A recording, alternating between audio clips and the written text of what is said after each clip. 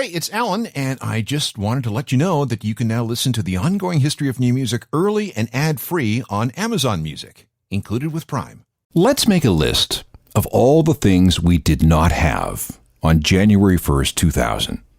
You ready? iTunes, iPods, iPhones, in fact, any kind of smartphone. YouTube, Facebook, Twitter, Snapchat, Spotify. There was no Netflix, at least as we know it now. No MySpace, no Instagram. All right, well, what did we have? Well, dial-up modems, Windows 98 if you were lucky, or Windows 95 if you weren't. Apple, still mostly a corporate basket case. Even Google was less than 18 months old at the time. If we look at music, we were mad for compact discs. They were still selling by the hundreds of millions, ensuring that the music industry was drowning in money. Vinyl? Dead, dead, dead. The only thing that was keeping that format on life support were club DJs, who still preferred the feel and action of records over CDs in the booth. We had MP3s, and we had begun to trade music files online, but that was still a fairly clunky and frustrating experience for most people, unless you discovered this new thing called Napster that had been out for about 6 months. Now, fast forward about 10 years to December 31st, 2009. Everyone was getting smartphones. Global CD sales had dropped from a high of $26 billion in 2000 to around $9 billion in 2009, with no bottom in sight. The number would get much smaller yet. Meanwhile, vinyl was starting to come back. Everybody was using digital music files. Streaming services were starting to catch on, and Apple and Google and Facebook were among the most powerful companies in the world. The recorded music industry was in complete disarray, bleeding money, laying people off, dropping artists, and still trying to litigate their way back to their former glory. The first decade of the 21st century was an era of massive technological disruption. How did this affect our music? How did our music adapt? Let's examine this. This is the Aughts, Part 5. This is the Ongoing History of New Music podcast with Alan Cross. Hello again, I'm Alan Cross, and this is our fifth and final look at the history of alt-rock of the first decade of the 21st century, or, as we've been calling them, the Aughts. And as we launch into this final installment and how technology disrupted and reshaped not just alt-rock but music in general, we need to review how things used to be and how fast this disruption occurred. At the beginning of the 2000s, the traditional cultural gatekeepers ruled. These were the institutions that determined what music the world got to hear. At the top of the pyramid were the record labels. Their job was to sort and filter through all the new music being made, sign the acts that they thought could help make them a buck, and then nurture and market and distribute that music to the rest of the planet. That's how they made money. The labels served as very fine filters.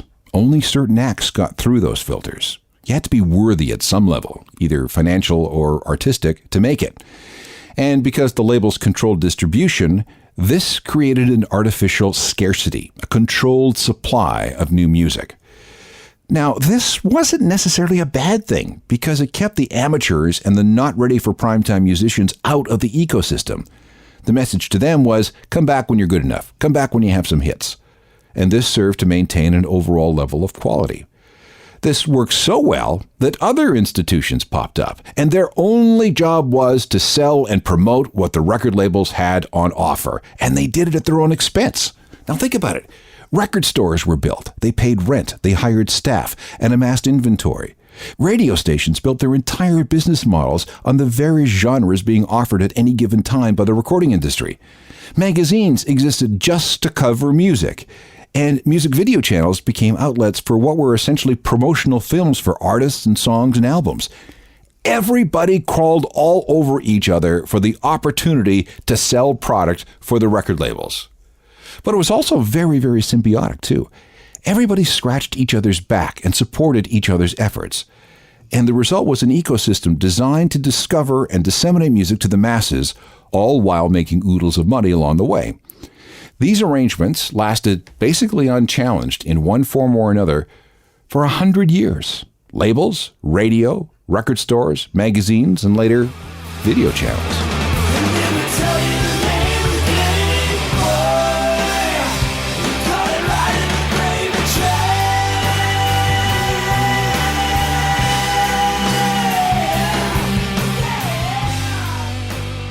Foo Fighters, along with Queen's Brian May, channeling Pink Floyd's screed against the music industry with Have a Cigar. Now, like I said, the relationship between the labels, radio, record stores, magazines, and video channels was very solid and very successful. Until the internet came along. For the first time ever, any music fan could easily bypass these traditional cultural gatekeepers. The buzzword was disintermediation. Because of the internet, no one had iron-fisted control of what music got out there, or to whom, and at what price. And like water getting into the foundation of a building, nobody paid too much attention until it was way too late. The seeds for the death of the traditional music industry had been sown back in 1982 with the release of the compact disc. These shiny new pieces of plastic stored music as digital files. But the creators, Sony of Japan and Philips of the Netherlands, neglected to put any locks on those files. The songs could be perfectly and infinitely copied. A decade later, personal computers had started to take off, thanks largely to Microsoft, first with its MS-DOS operating system, and then with Windows.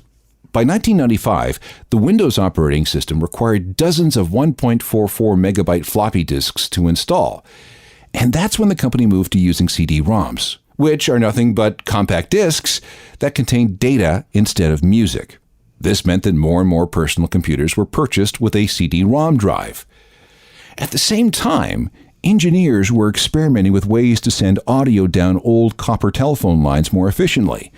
One of the results was a German compression standard called Motion Pictures Expert Group Layer 3, or MP3 for short. Now put the two together.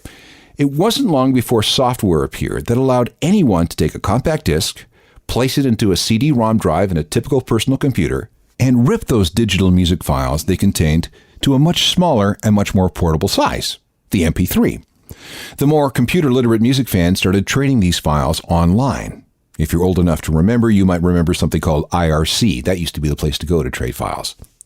Then came June 1st, 1999, when Sean Fanning introduced Napster, a very clever piece of software that allowed anyone anywhere in the world to reach out at any time from the comfort of their own home and find all the music they had ever hoped to have.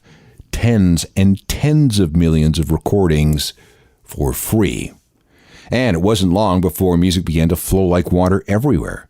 The cultural gatekeepers soon realized that their iron-fisted control over the distribution of music was under attack.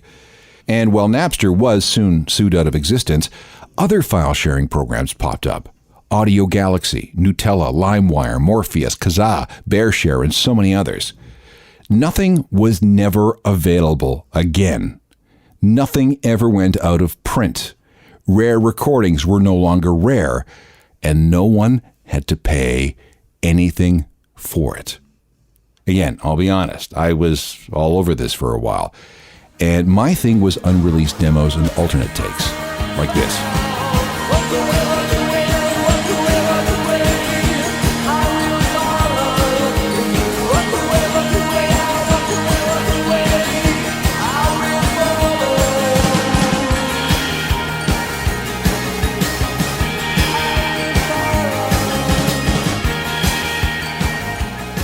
U2 with an alternate version of I Will Follow that was there for the taking through file sharing back in the early 2000s. It's available now in an official form, but back then, nope, you could search it out and find it online and take it for free.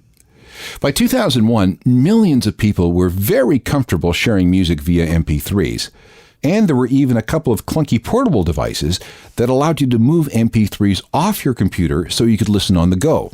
My first MP3 player was something called an RCA Lyra. It could store 30 songs.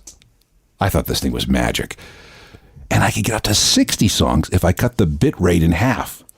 Sounded awful, but still. The record labels began to panic. Napster showed them a digital future they did not want to see, and they didn't know what to do.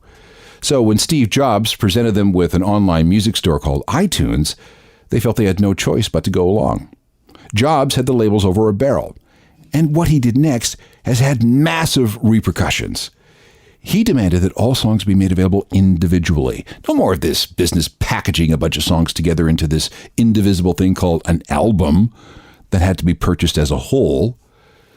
And if memory serves me correctly, I think the first song I bought from iTunes was this from Radiohead.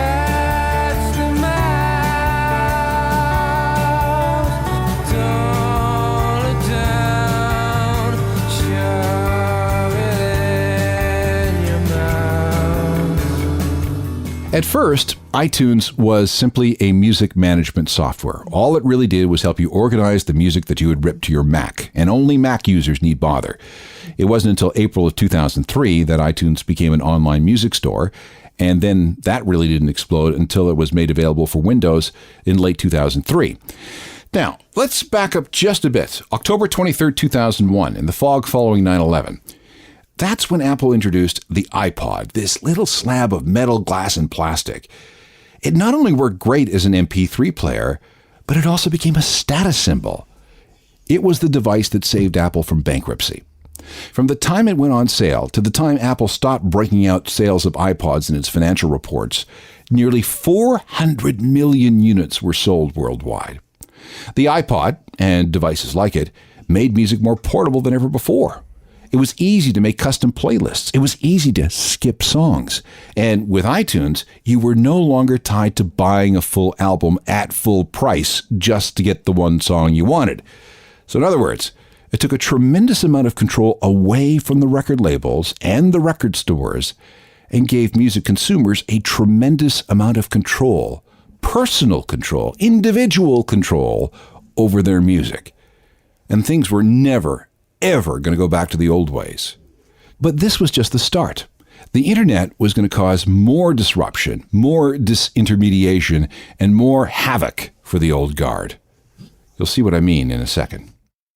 This is our fifth and final look at the history of alt-rock in the first decade of the 21st century, and we're trying to piece together how technology had an impact. As the new decade progressed, the music experience became more and more integrated with what was happening online. We've already talked about file sharing and iTunes and iPods. But this disintermediation, this breaking of the old arrangement between the traditional cultural gatekeepers and the new world, just kept going. Consider MySpace. When it went online in the summer of 2003, almost no one was using the term social media. And yeah, MySpace often had a very ugly interface. But for a while, MySpace was a great place to discover new music. It was easy for an act or a fan to post music for anyone to sample. Unlike file-sharing programs, the music on MySpace was legit. Well, okay, mostly. Okay, some of it was. But it was also very good for researching new music because for a while, if you were in a band, you had to have a MySpace page. A MySpace page was certainly easier to maintain than a website, and it was a platform that everybody knew about. A number of acts directly or indirectly took advantage of MySpace to promote themselves and to further their careers. British singer Kate Nash was discovered after she uploaded some of her music to her page. Same with Lily Allen. Owl City ended up with a nice deal after building a following on MySpace. The Arctic Monkeys had no idea what MySpace was, but they benefited from fans who created tribute pages with their music. That helped their fan base explode.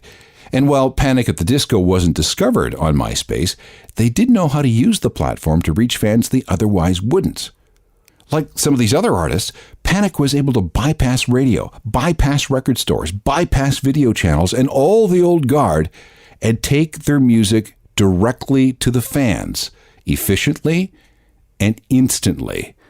And what's more, they could interact with fans in real time. This was new.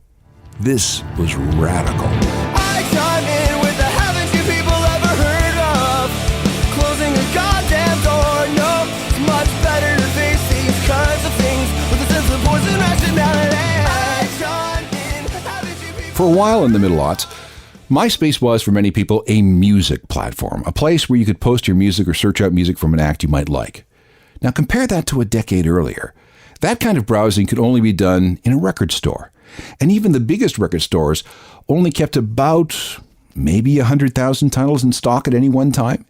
And it wasn't like you could listen to any of the music before you bought it, right?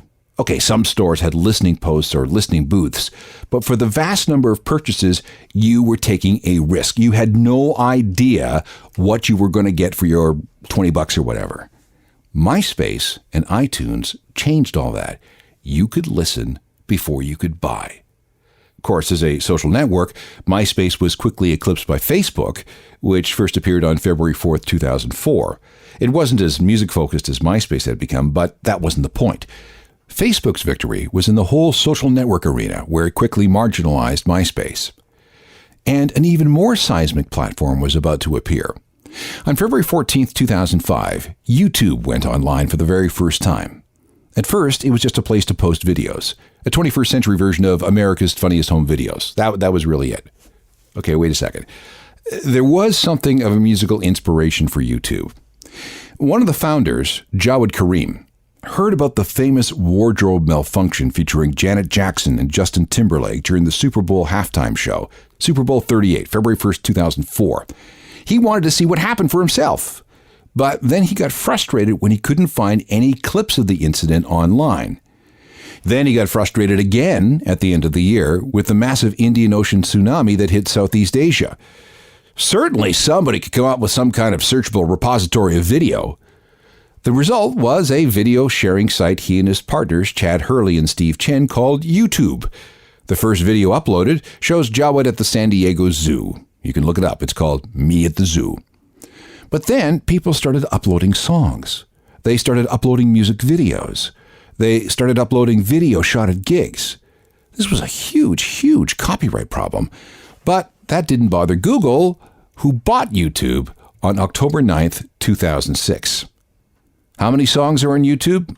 No idea. Tens of millions.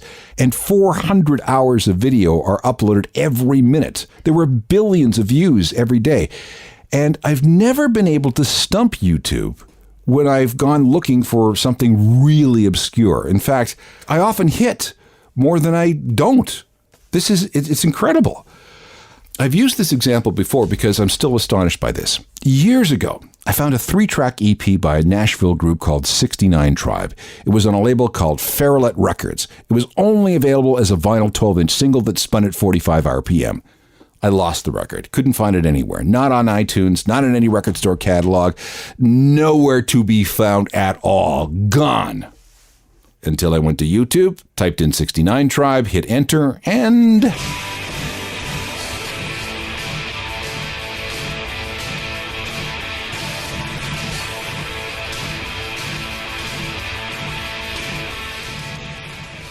From 1987, that's Bikers from 69 Tribe. I bet you that record sold like 14 copies, including one to me. I thought I'd lost it forever, but no, it's on YouTube somehow, amazingly. Another big tech development that changed our relationship with music was the smartphone. Up until the 2000s, mobile phones were, well, they were phones. Some had some low-res cameras. You could send some texts, but that was slow and mistake-prone because you had to type things out using that numeric keyboard. A few allowed you to play primitive games on a horrible screen, and you probably had some kind of built-in contact list, but that was it. There were a few outliers that allowed you to store some music, but they didn't work. They were generally awful. The forerunners to today's smartphones started appearing in the middle 90s, but the less said about them, the better. They were, for the most part, clunky and heavy and awful. Anybody remember the Palm Trio? How about the Sidekick? Then came the BlackBerry. That was a game changer. In December 2006, LG released a phone with a touch screen. Nobody had ever seen anything like that before. But then it all changed forever on June 29th, 2007, when this happened. So, 3 things. A widescreen iPod with touch controls, a revolutionary mobile phone, and a breakthrough internet communications device. An iPod, a phone, and an internet communicator. An iPod, a phone. Are you getting it? These are not 3 separate devices. This is one device. And we are calling it iPhone. Today, Apple is going to reinvent the phone. The iPhone wasn't the first smartphone, but it redefined what a smartphone should be. And once it hit the market, other companies invested billions upon billions of dollars into research and development to catch up and then compete with the iPhone. You know how the MP3 player allowed us to become completely untethered from where we kept our music collection?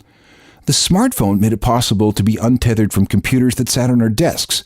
Smartphones were computers that we could take with us everywhere, connecting us to the collective hive mind through the internet.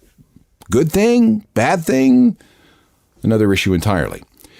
But what we can say here is that smartphones that could also play music went from just curiosity to a must-have device. Instead of having all these separate gadgets, you had a phone, you had an MP3 player, you had a digital camera, maybe you had something else, we had just one device. And as onboard storage got bigger and bigger, more and more of our daily music consumption came through not through our stereos, not through our computers, not through our radios, but through our phones. And to underscore the point, Apple used a lot of music and TV commercials promoting the iPhone, just as they become famous for doing with their iPod spots. And this song from Weezer was used in a 2009 iPhone campaign. I'm a troublemaker, never been a faker, doing things my own way and never giving up. I'm a troublemaker, not a double taker. I don't have the patience to keep it on the up. I picked up a guitar. Weezer and Troublemaker from the Red Album, one of dozens and dozens and dozens of songs used by Apple in their TV commercials. As all this technological disruption was washing over the recorded music industry, there was panic. CD sales were in free fall. Piracy was still a major problem. The labels had begun to realize that they'd given too much power and control to iTunes when it came to distribution. At one point, Apple had at least 70% of the online music sales market to themselves. Meanwhile, artists were figuring out ways to go around labels and write to the fans. Done right, especially with the growing power of social media, this meant a much tighter bond could be forged with the fan base. At the same time, fans were getting used to the fact that they could reach out directly to their favorite acts. For the labels, though, this signified more loss of control. They were no longer the barrier between the fan and the act. Artists began posting stuff directly online. The barrier to entry for getting your music out to a worldwide audience dropped to practically nothing. Everyone now had access to global distribution. Fans could download phones right to their phones from practically anywhere. No more trips to the record store. The yoke of the cultural gatekeepers had been broken.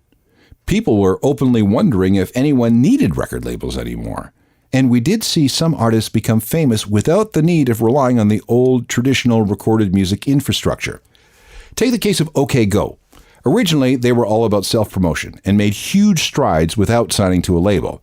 They did later, but they had done all the early heavy lifting work by themselves through playing gigs and downloads and social media and some of the greatest word-of-mouth videos ever.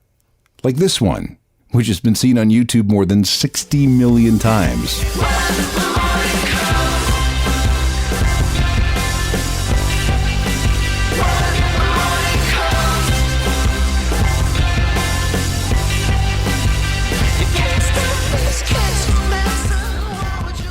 OK Go, viral music video stars. All right, now the bad news. Artists who depended on selling records saw their incomes plummet. The wide middle class of artists started disappearing.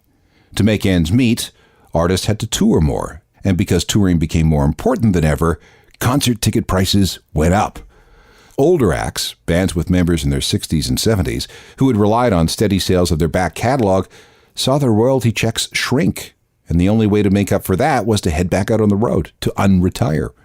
Record stores started going out of business. Yes, there was a lot of music online, but a lot of it would have never passed through the filters of the old gatekeepers.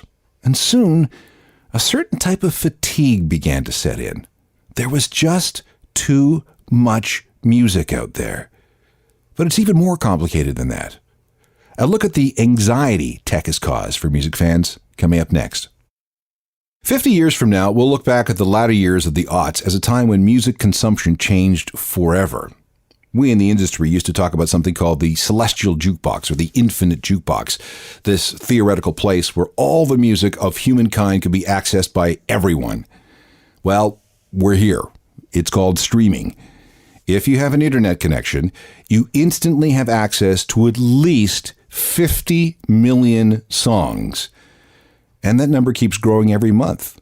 Not that long ago, this was the stuff of science fiction. As the 21st century began, we weren't really keen on the idea of streaming. If you were any kind of music fan, you collected music, you possessed music. The knock against streaming was that you just rented it. You got all this music, but the moment you let your subscription lapse, it all disappeared forever. The record labels actually kind of like this idea, but they couldn't agree on anything about how streaming should be offered to the public. There were a couple of industry-sponsored disasters in the form of Press Play and MusicNet. And if you've never heard of either, don't worry about it because they're dead and buried. Now, to be fair, the labels couldn't get together to fight Napster with one unified digital system because that would have been considered collusion. They were only able to get around that legal roadblock by having two competing services. But both were so difficult and confusing to use that both Press Play and MusicNet were doomed from the start. For example, the labels behind MusicNet couldn't cross-license their music with Press Play and vice versa. There were other issues with digital rights management, rules on how many times a song could be burned to a CD, and a bunch of other things. It was just a complete waste of time for everybody. You might remember another attempted modernization, a company called Music Maker. They raised millions of dollars to launch a service that custom burned CDs. The idea is that you tell the company which individual songs you wanted on a CD, and they would create it for you. Some had visions of these machines in every record store, so you would go up to the machine and you would tell it what individual songs you wanted. It would reach out to some database someplace, and within a few minutes, it would burn you a CD with those songs. Yeah, that didn't happen.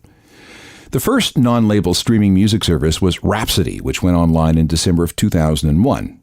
Rhapsody still exists today, although it's been rebranded Napster when it bought the assets of that pirate program.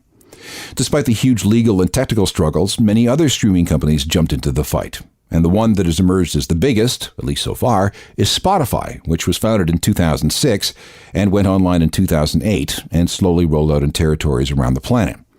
Streaming is fantastically convenient and cool. Hear about something interesting? No problem. Sample it immediately.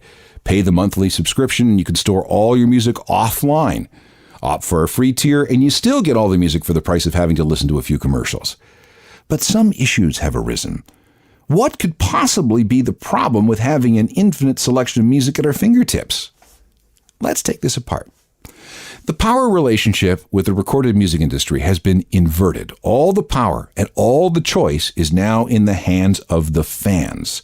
Everyone has become their own music director, who no longer needs radio or a video channel or a music magazine or a record store to spoon-feed them music. But that also means the individual is completely responsible, completely in charge of filtering out all the noise, all the music they don't want to hear. When Napster took off the shackles, people went nuts. They could suddenly afford more music than they could ever have dreamed possible. So we gorged and gorged and gorged at this endless buffet of music. But then it started to become confusing. It was the tyranny of endless choice. Where do you start with music? What is everybody else listening to? Yes, what I'm listening to now is good, but there's got to be something even better out there, right? In other words, good God, what am I missing? Skip, skip, skip, skip, skip. Meanwhile, our relationship with music began to change. In the old days, you'd buy an album for whatever amount and listen to the whole thing over and over and over again. You might not like every song right away, but after time, you maybe began to appreciate everything the artist tried to do on that album.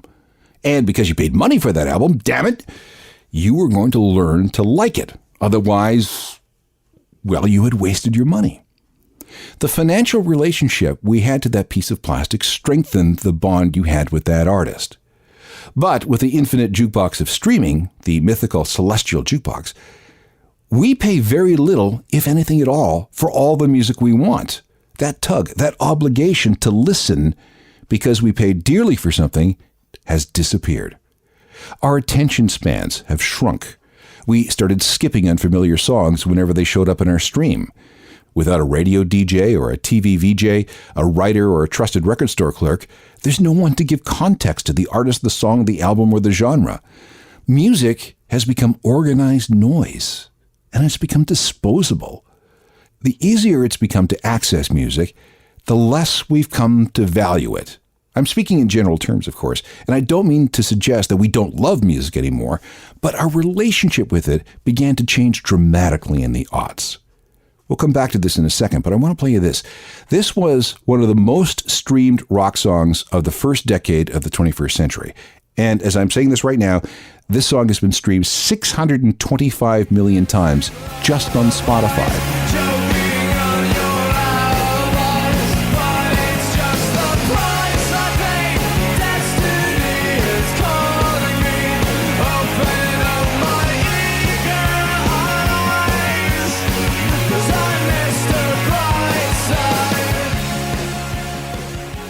A ridiculously popular song on streaming platforms, The Killers and Mr. Brightside. We can go on and on about the effects streaming and music on the internet in general has changed our relationship with music, but we'll leave that for another time because it's such a massive, massive topic, and I think we're going to need a few more years to pass before we really begin to understand what's going on. Instead, the last thing I want to tackle about tech in the aughts is the resurrection of some old technology, and that is the vinyl revolution. At the beginning of the decade, vinyl was almost stone cold dead. Record pressing plants were closing. Those that still existed couldn't get parts for their old machines. Vinyl was being relegated to the bin of history, like the 8-track. But then came a miracle. Remember how I said that record stores were going out of business because the sales of physical product was collapsing? Vinyl turned that all around. And to tell this story, we have to begin by talking about comic books. In an effort to boost comic book sales, a bunch of distributors and stores established something called Free Comic Book Day. It was an event held on the first Saturday in May and was designed to get people excited about comic books again. The hook was special issues would be made available in stores on that day. And the idea worked great. This caught the attention of some indie record store owners in Baltimore who were dying financially. So in 2007, they got together and said, what if we were to do something similar? And thus, Record Store Day was born.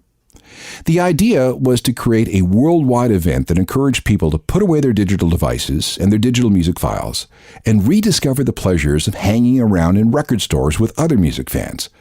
They'd get labels and acts to buy in with special releases just for that day. And because vinyl seemed to be the most collectible thing, well, let's do that. From that first day, April 19th, 2008, sales of vinyl has increased by double digits year after year in country after country around the world. Record Store Day has been massively successful with buy-in from stores, fans, acts, and record labels. And this was the beginning of the vinyl resurrection. What's the story with this? I have a couple of thoughts. Some people wanted to have a deeper relationship with music than what digital files can provide. They want something to hold, to collect, to display.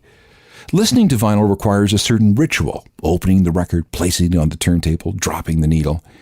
And there's also a certain pride in proclaiming that you love music so much, you're going to return to this non-portable and inconvenient way of listening. For example, if you want to skip a song, you have to physically get up, go across the room, and move the stylus. The result is that you get to experience the album as the artist intended. We began to see a divide between music consumption and music connoisseurship. Digital files were great for just going through stuff, but CDs and vinyl lent themselves to connoisseurship, this idea of curating a personal collection of music you owned, so you could go back to it again and again and again with pride. This is the best of the best of the best music of your life. And while you can do this digitally, there is just something about having a carefully selected music library that can be measured by the length of the shelving, something that has a pride of place in your home, and something that can be touched and felt and handled and pondered upon. Here is a special Record Store Day release from 2009. It's a 7-inch single from Jack White's Third Man Records and features his band Dead Weather with Hang You From the Heavens. I never know why I push you, stress you, just to confuse you. I make a hole just to see how, see through, clean out the